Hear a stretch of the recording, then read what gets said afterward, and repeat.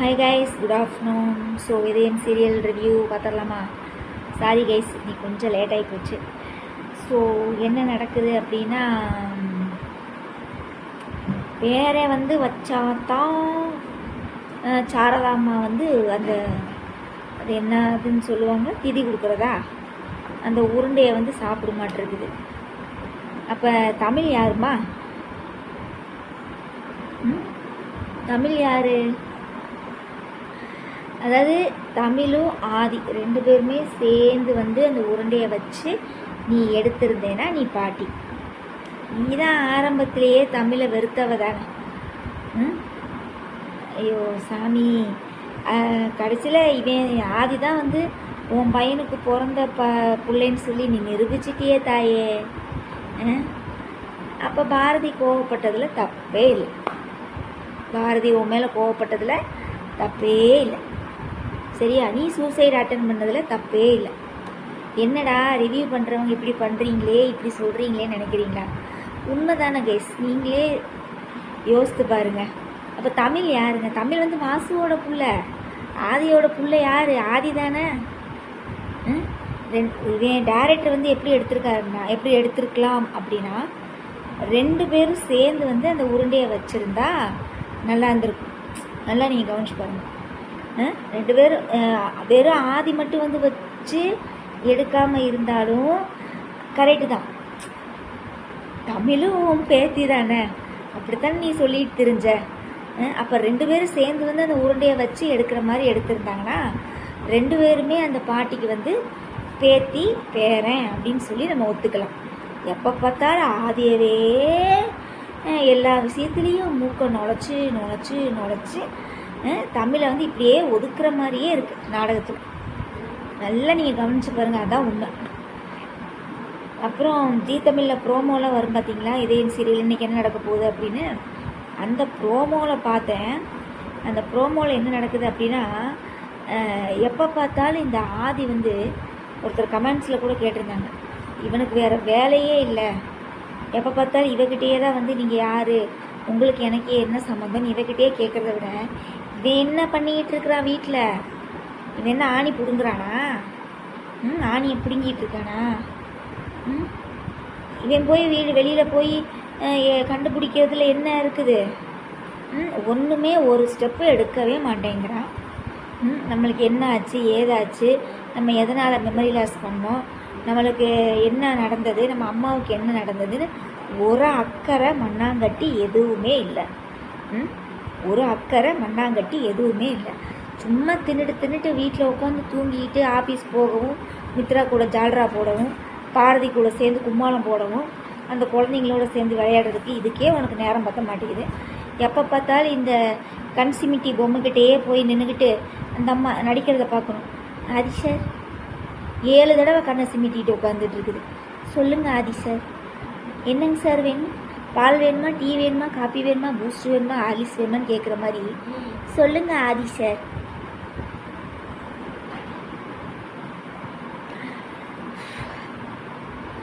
நீ என்னடா இவங்க வீட்டில் உட்காந்து என்னடா பண்ணுற? வெங்காயம் உரிச்சிட்ருக்கியா? போய் தேட வேண்டியதானே. நம்மளுக்கு என்ன, நீயே நாடகத்தில் ஒரு லாஜிக் இருக்கான்னு பாருங்க பேஸ். 5 வருஷத்தில் நீ பாரதியை வேண்டாம், இவ தான் நம்ம அம்மா செத்தது காரணம்னு சொல்லி நினைவலைகளை அழித்து வேண்டான்னு சொல்லி ஒதுங்கி போனேன். அதுக்கப்புறமும் என் லைஃப்பில் என்ன நடந்தது, எனக்கு என்ன ஆச்சு, இந்த 5 வருஷத்தில் எனக்கு என்ன நடந்தது, நான் லவ் பண்ணேனா, கல்யாணம் பண்ணேனா, புள்ளக்குட்டி பொத்தேனான்னு உனக்கு என்னடா கவலை? 5 வருஷத்தில் நீ எதுவுமே வேண்டான்னு சொல்லி தானே நீ எரேஸ் பண்ணவே போனேன், பண்ணிட்டேல. இப்போ நீ ஏதோ ஒரு லைஃப்பை வாழ்ந்துட்டு போக வேண்டியதானே.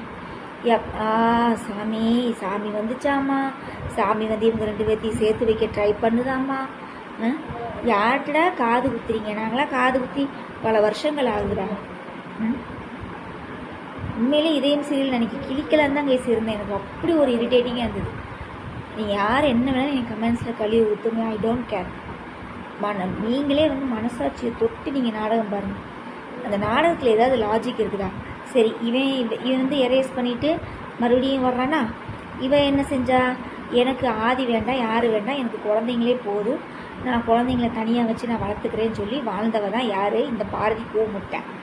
இப்போ 2 பேரும் ஒன்றா பார்த்துக்கிட்டங்காட்டியும் இவனும் போய் வெளியில் வந்து நம்மளுக்கு என்ன நடந்தது சரி 2 பேர்த்துக்கு இவனுக்கு என்ன நடந்தது ஏது நடந்ததுன்னு தெரிஞ்சுக்க ஆசை இருக்குதுல்ல. அப்போ என்ன பண்ணணும்? ஒரு ஆம்பளை என்ன செய்யணும்? வீட்டை விட்டு வெளியேறணும், அவங்க அம்மா வீட்டுக்கு. அவங்க பாருங்களேன், அதே ஊரில் தான் இருக்கானாம்மா. அவங்க அம்மா அவன் இருந்த வீடெல்லாம் இருக்கும்ல, இடிச்சு போட்டுட்டாங்களா? கவர்மெண்ட் வந்து இடிச்சு போட்டுருச்சா? வீடெல்லாம் அப்படியே தானே இருக்குது. போய் பார்க்க வேண்டியதானே?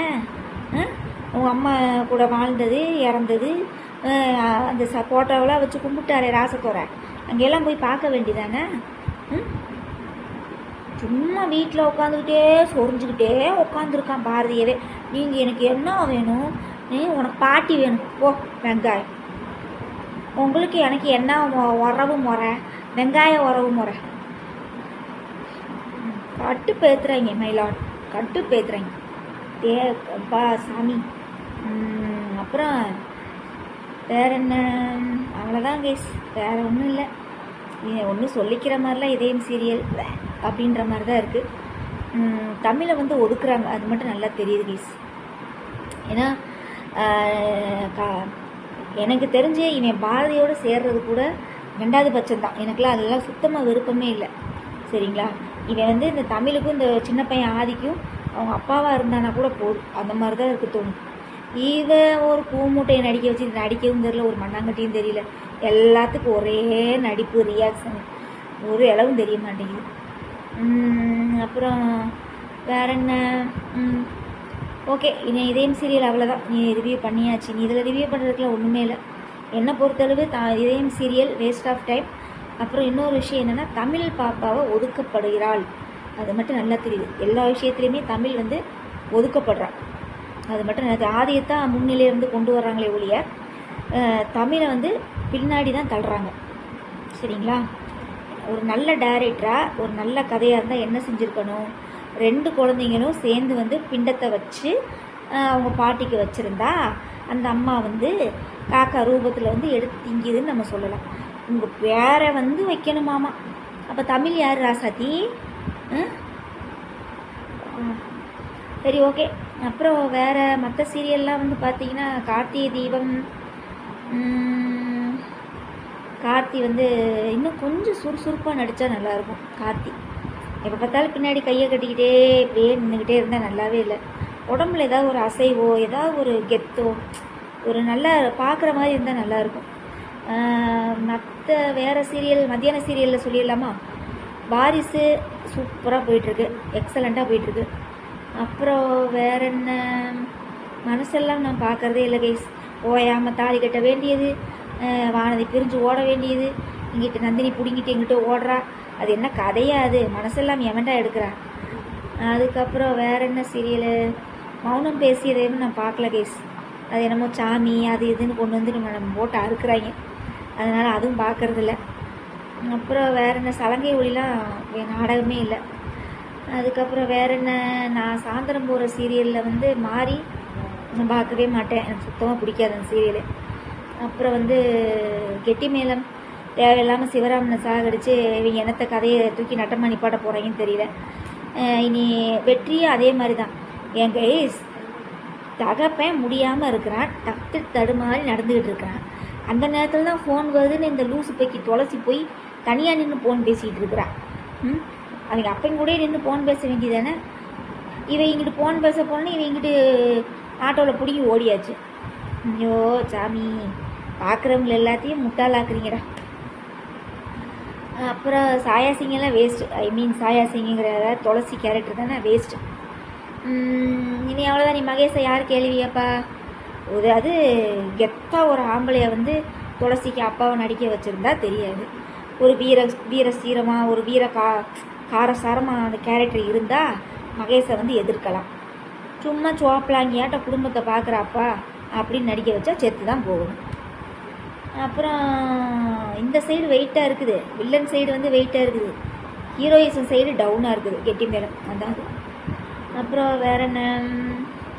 இன்றைக்கி கொஞ்சம் அண்ணா சீரியலை வந்து கிழிக்கலான்னு நினைக்கிறேன். அதாவது ஒரு பொம்பளைக்கு வந்து கோபம் இருக்கலாம், அவ்வளோ கோவம் ஆகாது. சரியா? அந்த வீராவுக்கு வந்து இவ்வளோ கோபமே ஆகாது. ஒரு வயசான ஒரு மாசமான பொண்ணு வந்து கேட்குறா, ஒரு வயசான அம்மா வந்து ஒரு அத்தைக்காரியா, உங்கள் அத்தைக்காரியா உங்கள் குடும்பத்துக்கு எவ்வளோ பண்ணியிருப்பா. கொஞ்சமாவது ஒரு கடுகளவாவது யோசிக்க வேண்டாம். சரி விடு, நீ அவளை கூட யோசிக்க வேண்டாம். உங்கள் அண்ணி பரணி உங்கள் 4 அக்கா தங்கச்சிகளுக்கு சமைச்சு போட்டு டாக்டர் வேலை பார்த்து உங்கள் ஒன்றை கவனித்து எல்லா வேலையும் பார்க்குறா. உங்கள் அன்னிக்கு நீ என்ன மரியாதை கொடுக்குற ராசாத்தி வீரா ராசாத்தி? தாலியை வச்சுக்குவாங்களாமா, அவங்க மாமனார் வீட்டில் போய் வாழ மாட்டாங்களாமா, இங்கேயே அண்ணன் கூடயே சேர்ந்து குப்பை கொட்டுவாங்களாமா. குப்பை கொட்டிக்கிட்டே உங்கள் அண்ணன் ஜோராக்கி போட்டுக்கிட்டே இருப்பான். பாய் கடை பிரியாணி வாங்கி திம்பான், உட்காந்து தின்னுக்கிட்டே இருங்க. சரியா? நல்லா பாய் கடை லெக் பீஸ் வந்து வாங்கிட்டு வந்து தருவான், உட்காந்து குடும்பத்தோடு கும்மி அடித்து தின்னுக்கிட்டே இருங்க, தின்னி பண்டாருங்க. சரியா? இதில் வேறு நொன்னே வேறு சப்போர்ட்டாமா. நொன்னே எங்கே கைஸ் ஒரு ரியலாக பாருங்களேன், இந்த காலத்தில் யார் இப்படிலாம் இருக்கிறா? எங்கேயாவது அத்தி பூத்தா மாதிரி ஒரு 150-60 பேர் தான் இருப்பாங்களே வெளியே, மற்றதெல்லாம் இப்படிலாம் இருக்க மாட்டாங்க. இது ரொம்ப ஓவர். 4 தங்கச்சிகளை வச்சுருக்கா, 4 தங்கச்சியில் ஏதாவது ஒன்று உருப்படியாக வாழுதுங்கிறீங்க? ஓரளவும் இல்லை. இதில் பரணி வந்து லவ் பண்ண வந்து கெட்டவனாமா. அந்த கெட்டவங்கிட்டேருந்து காப்பாற்றுறதுக்கு இந்த நொன்னை வந்து தாலி கட்டினது வந்து சரியாமா. சரியா? அதே மாதிரி உன் வாழ்க்கையை வந்து கௌதம் கிட்ட காப்பாற்றினவே சிவபாலன், அவன் வந்து இந்த அம்முனிக்கு கெட்டவனாமா. அப்போ பரணி வந்து உங்கள் அண்ணனை விட்டுட்டு போயிருக்கலாம்ல, எதுக்காக வந்து வாழ வந்தா? ஐயோ சாமி, கேவலம் முடிச்ச நாடகம் அண்ணா சீரியல். வாந்தி வருது, வார்த்தையெல்லாம் ரொம்ப கொச்சையாக இருக்குது. அப்புறம் வேற என்ன? சந்தியாராகம் மறுபடியும் கார்த்தி வந்து எப்படி ஜெயிலேருந்து வெளியே வந்தானே தெரியல. இவன் தான் தனாவுக்கு வந்து மாஸ்டர். ஆமாம், ஏன்டா இம்சியை கூட்டுறீங்க? நாடகம் எடுக்க தெரிஞ்சா எடுங்க, எடுக்க தெரியலன்னா வீட்டில் போய் தூங்க, சாப்பிட்டு நல்லா ரெஸ்ட் எடுத்து தூங்க. அப்புறம் வேற என்ன? அயலி அயலி அயலி அயலி அயலி மாதிரி இழுத்துக்கிட்டே போகுது. அயலி இந்த கூமாப்பட்டியில் ஒருத்தங்க கத்துவோம் பாருங்க, ஏங்கோ அந்த மாதிரி அயலி அப்படின்னு கத்துற மாதிரி தான் இருக்குது. கேவலம் முடிச்ச நாடகம். அப்புறம் வேற என்ன? அயலி வேஸ்ட்டு. வேற என்ன serial? Veera serial I think முடிய போகுதுன்னு நினைக்கிறேன். அவ்வளோதான். இதை நான் ஏற்கனவே சொல்லிட்டேன்னு நினைக்கிறேன். அதை பற்றி பேசுறதுக்குள்ள ஒன்றுமே இல்லை. வேற என்ன? அவ்வளோதான் கைஸ். ஏதோ உங்களோட நிறைய குறைகளை கமெண்ட்ஸில் சொல்லுங்கள். இதயம் serial waste of time guys.